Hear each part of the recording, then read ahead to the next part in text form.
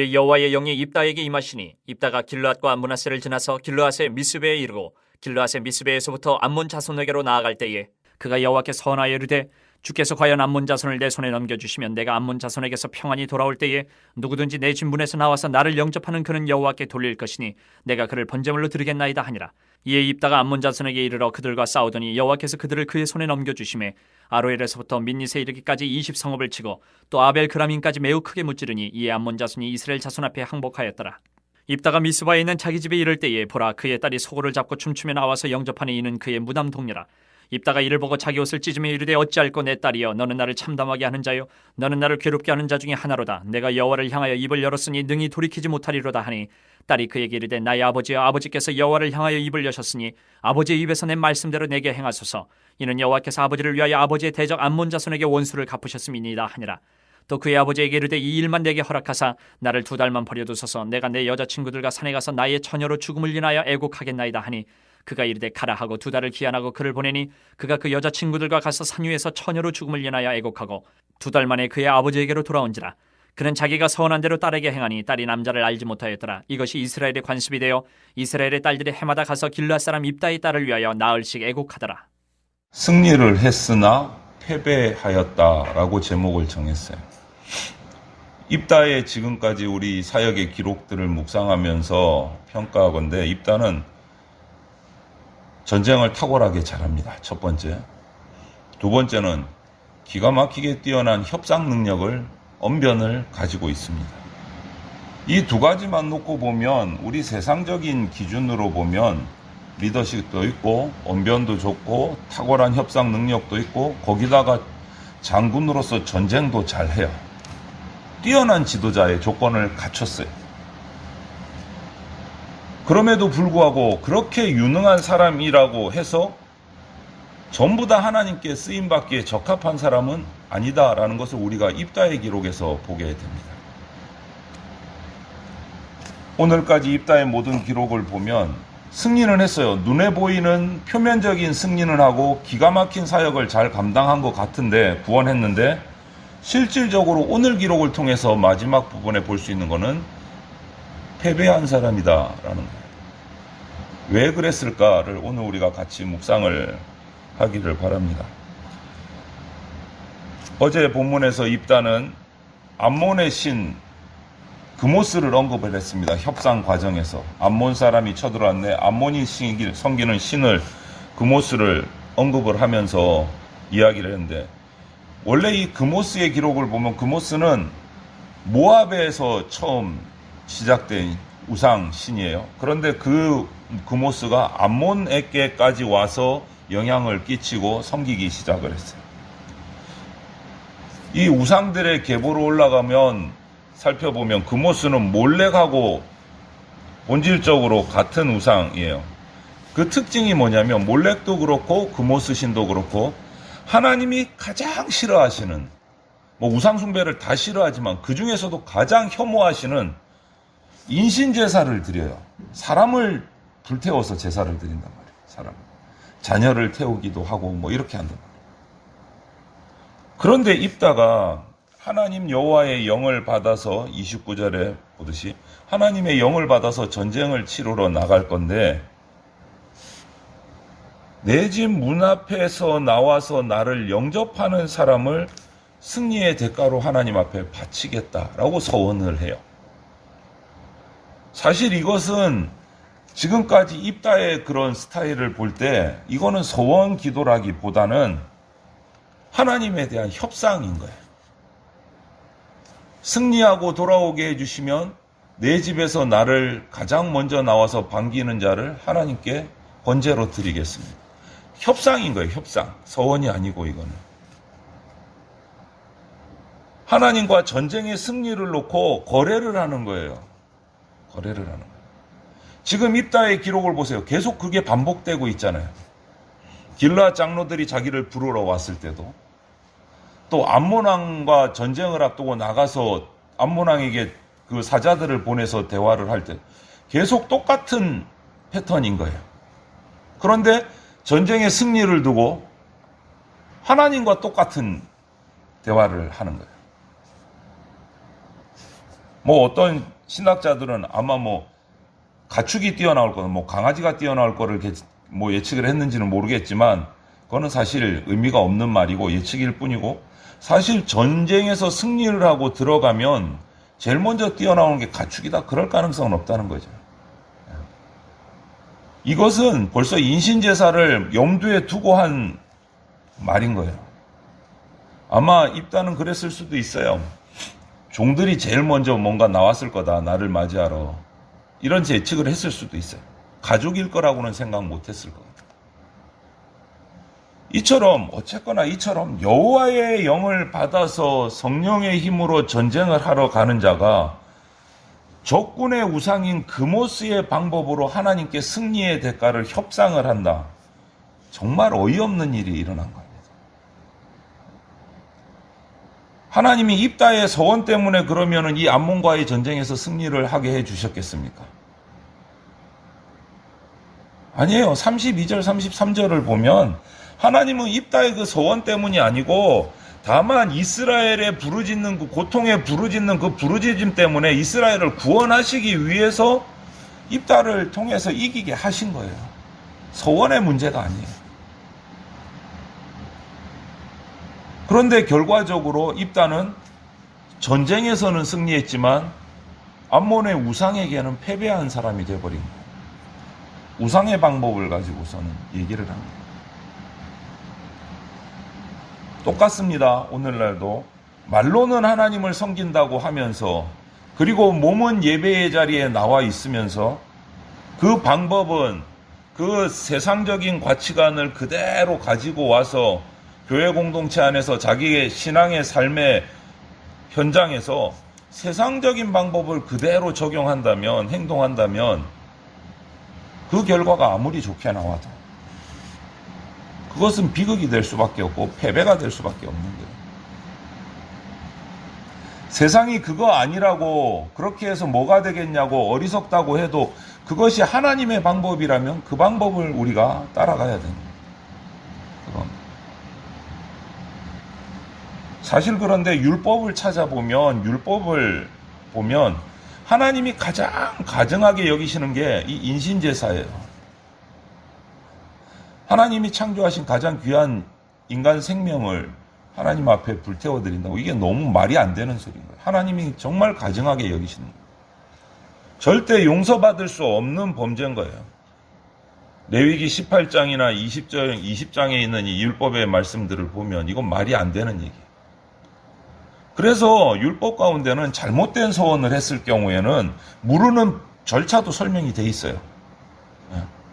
그리고 사람을 드려야 될 경우에는 하나님이 또 첫 것을 드리라 할 때 첫째 아들도 드리라고 하신 적이 있어요. 그때는 사람을 드리는 것은 대신해서 뭐를 내라? 속전을 내라. 사람을 대신해서 헌금을 하라. 이렇게 돼 있단 말이에요. 이런 방법들이 율법에 있어요. 그 당시 율법에도 있어요. 그런데 입다는 자신이 가장 사랑하는 무남동녀, 그것도 무남동녀가 인신제사로 희생이 될 상황임에도 불구하고 이것을 돌이키지 않고 그냥 가는 거예요. 그냥 가는 거예요. 그대로. 입다뿐만 아니라 그 딸까지, 또 딸의 반응도 답답하잖아요, 여러분. 암몬에 대한 승리의 대가로 아버지가 자기를 하나님께 드리기로 했다라는 말을 듣고 그냥 죽음을 피할 수 없다고 여기고 36절에 보면 그냥 거기에 수긍을 해요. 이거야말로 무지의 비극인 게요. 알지 못해서 정말 비극을 맞이한 거예요. 지금까지 입다는 똑똑했어요. 우리가 볼 때. 암몬에게 보내는 사신을 통해서 민수기에 기록된 이스라엘 역사를 줄줄줄줄, 출애굽의 역사를, 전쟁의 역사를 줄줄줄줄 얘기를 하면서 암몬 왕을 설득시키려고 했고, 그 역사를 정말 꿰고 있는 사람인데 정작 자기 딸의 죽음 앞에서는 율법을 몰랐던 거예요. 돌이킬 수 있는 방법이 있고 속전을 내는 방법도 있고 율법에 있는데 그거는 몰랐어요. 당시 여인들은 기록을 보면 초경이 시작되면 혼인 대상을 찾고 결혼을 했기 때문에 그 당시에 이 문화나 이런 결혼 문화를 볼 때 이 입다의 무남동녀는 기껏해야 한 14세에서 16세 사이예요. 결혼을 일찍 했기 때문에. 오늘날 말로 하면 그 어린아이가 죽음을 앞두고 2달 동안 친구들과 유예기간을 가진 후에 인신제사로 바쳐졌다. 여러분, 무지가 무죄가 아닙니다. 몰라서 그랬어요. 그거는 말이 안 되는 소리예요. 내가 하나님을 잘 몰라서 그랬으니까 용서해 주세요. 하나님을 바르게 섬기는 사람은 하나님이 정말 원하시는 게 뭔지 잘 알아야 합니다. 몰라서 그랬어요 라는 말로 피해갈 수 없다라는 거예요. 하나님의 말씀을 모르고 그냥 열심으로 막 열정으로만 하는 사람, 열정이 나쁜 것은 아니지만 그렇게 하나님을 알지 못하고 그냥 무작정 열심히만 하는 것은 우리 그리스도인들에게 범죄가 될 수 있다는 거예요. 안타깝지만. 그리고 우리에게는 하나님께는 범죄가 되고 나 자신에게는 비극이 될 수 있다는 거예요. 입다가 그렇잖아요, 지금. 열심히 한다고 했는데 딸은 죽고 하나님 앞에는 가증한 범죄가 되고 우상숭배에 패배하는 결과가 되고 비극이지 않습니까? 그 결과 원인이 뭡니까? 하나님을 제대로 알지 못해서. 하나님의 영이 입다에게 임했음에도 불구하고 이 입다는 왜 어리석은 이런 행동을 했을까? 하나님을 제대로 알지 못하고 하나님을 제대로 신뢰하지 못했기 때문에. 누구보다 탁월한 능력을 가진 지도자였어요. 그만한 리더십을 갖춘 사람이 그 당시에 없어서 장로들이 입다를 찾아가서 장군으로 세우고 지도자로 세운 거잖아요. 탁월한 사람이에요. 하지만 하나님을 온전히 신뢰하지 못한 점이 그의 그 수많은 장점들, 능력들의 무용지물이 되게 해버렸어요. 하나님을 알지 못해서. 하나님을 알지 못해서. 왜 입다가 소원을 했겠습니까? 하나님에게 뭔가 잘 보이려고. 그것밖에 없잖아요, 지금. 기록을 보면. 협상의 대가답게 하나님과 거래하려고 했던 거예요. 승리를 두고. 이 원인이 어디 있어요? 하나님이 어떤 분이신지 모르니까 완전히 엉뚱한 짓을 한 거예요. 열정을 가지고. 하나님이 어떤 분인지 모르니까. 입다는 열심히 한다고 열심히 했는데 몰라서 그랬어요가 되는 거예요. 몰라서 그랬어요. 하나님을 신뢰하지 못해서 하나님과 이런 거래를 시도했던 인물이 비단 입다만이 아닙니다. 오늘날 저와 여러분들 우리 그리스도인도 별반 다르지 않습니다, 여러분. 나에게 문제가 생겼을 때, 어려움이 생겼을 때, 교회에 어떤 어려움이 생겼을 때 잘 생각해 보세요. 우리도 하나님께 거래할 때가 많습니다. 이렇게 기도하잖아요. 기도라고 하지만 기도가 아님에도 불구하고 내게 이렇게 해주시면 내가 하나님께 이렇게 하겠습니다. 입다의 소원과 다른 게 뭐가 있어요? 여러분, 이렇게 기도한다고 기도했는데 이게 도대체 입다의 그 하나님과 거래한 내용과 다른 게 뭐가 있습니까? 하나님, 내게 이렇게 해주시면 내가 하나님께 이렇게 하겠습니다. 똑같잖아요, 입다하고. 똑같잖아요. 뭐가 달라요? 우리도 하나님과 거래한 거야. 하나님께 협상을 한 거예요. 하나님은 우리가 협상하고 거래할 대상이 아니십니다. 하나님은 우리가 온전히 예배드려야 될 대상이에요. 협상의 대상이 아니시에요. 그런데 우리는 주로 기도할 때 이렇게 기도한단 말이에요. 이게 기도인지 아닌지 참 답답하지만.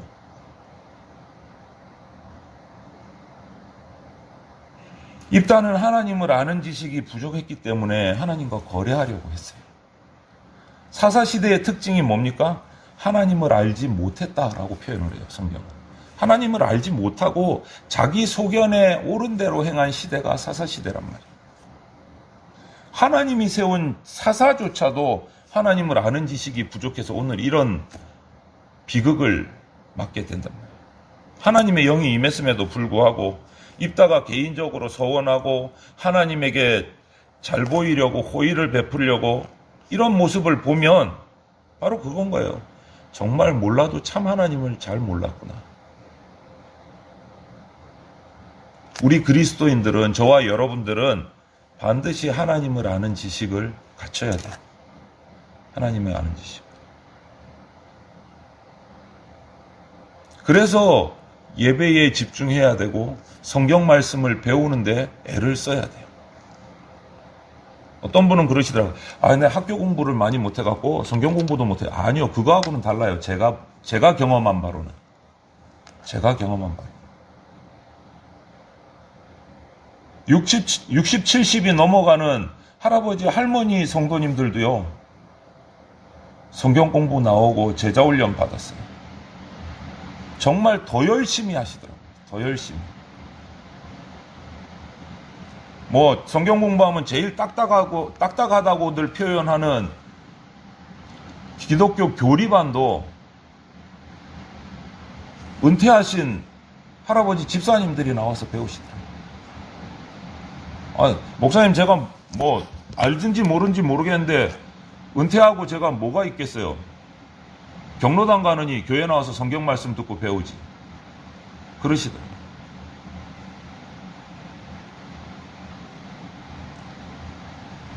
여러분, 증인과 변호사에 관한 얘기가 있는데요. 증인은 어떤 사람이냐면 사건을 경험한 사람이에요.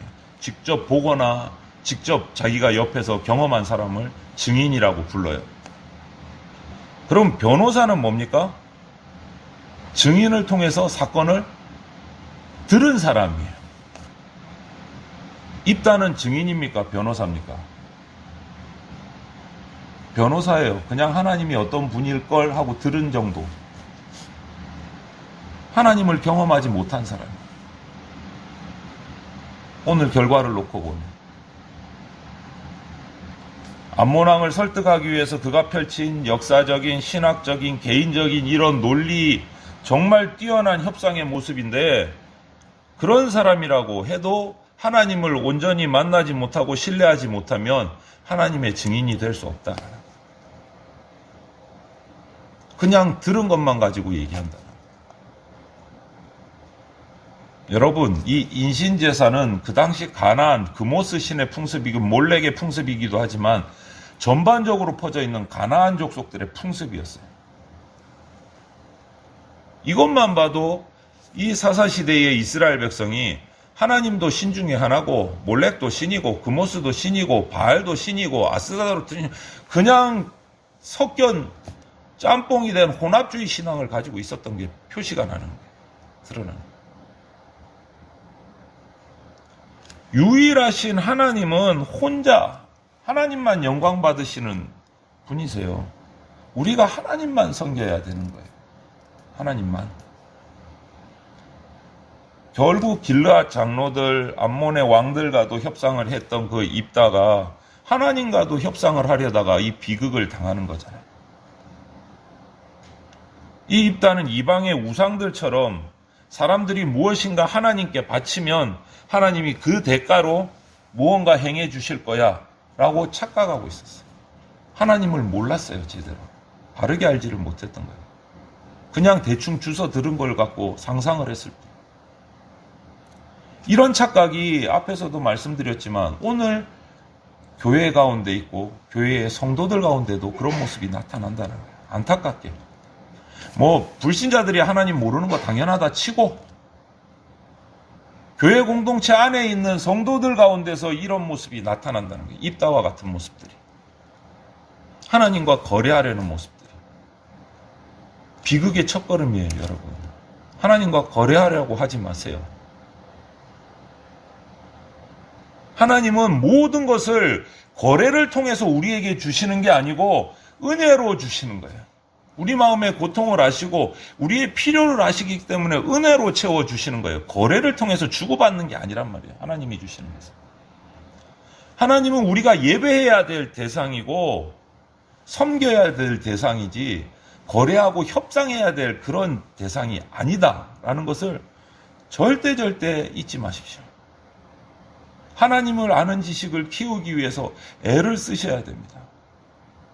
교회 공동체 안에서 예배 가운데 나오고 말씀 가운데 나오고 성경 공부 모임이 생기면 그 가운데 열심을 다해서 나오셔야 돼요. 하나님을 아는 지식이 부족하면 입다와 같은 비극이 내 인생 가운데 생겨요. 그러고 나서 물어보면 이래요. 몰라서 그랬어요. 몰라서 그랬다는 건 무죄가 아니라고 말씀드렸습니다. 비극입니다. 우리 인생 가운데 하나님 제가 몰라서 그랬어요. 이런 말씀 하나님 앞에 드리는 일이 없기를 바랍니다. 하나님은 우리가 예배할 대상이고 협상의 대상이 아니고 우리에게 은혜로 채워주시는 분이시라는 것 절대 잊지 마시고 주님만 바라보고 주님만 섬기고 주님만 예배하는 올바른 신앙을 가진 성숙한 성도들로 세워져 가기를 주님의 이름으로 축원을 드립니다.